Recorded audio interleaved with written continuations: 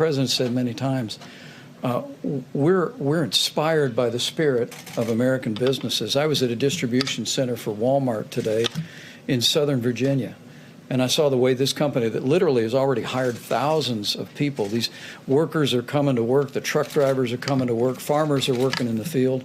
Grocery stores made a commitment to the president a month ago that no grocery store in America would close down.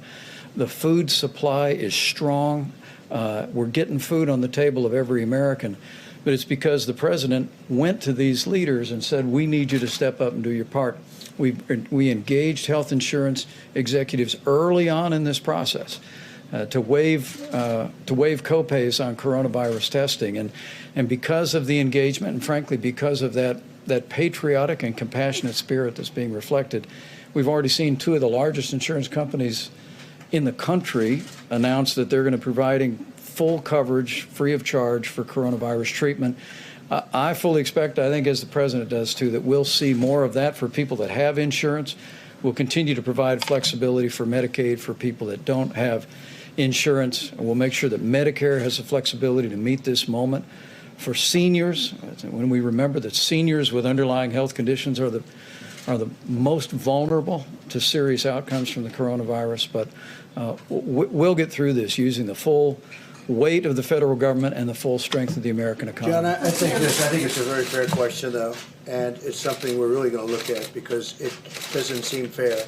If you have it, you have a big advantage, and at a certain income level you do. I think it's one of the greatest answers I've ever heard, because Mike was able to speak for 5 minutes and not even touch your question. No, I said that's what you call a great professional. But let me just tell you, you really are. It's really a fair question, and it's something we're looking at. Well, I think I mean, just in terms of a fair question or not, I always endeavor to ask fair questions, but this is a huge worry for people in this country who are in that donut hole. They don't have commercial insurance. They don't qualify for Medicaid. Right. What do they do? Group, and it's a pretty big group. We're looking at it. I mean, we spent the entire 2000 election talking about the donut hole, and it's still there. Yeah, we are. I haven't been up there yet, though. You know, the other people have been talking about it. No, I mean, and they haven't spoken. This was 20 years ago we were talking about it. But they're talking about it. They're talking about it. I know, but they're talking about it in the 2020 election, too, and nobody's gotten to it. Nobody's talked about it at all. Mr. President? I think we will, yeah. I think we're going to get to it. I think we're going to get to it. I don't think the other group will get to it. They haven't even spoken about it. And it's a big group of people.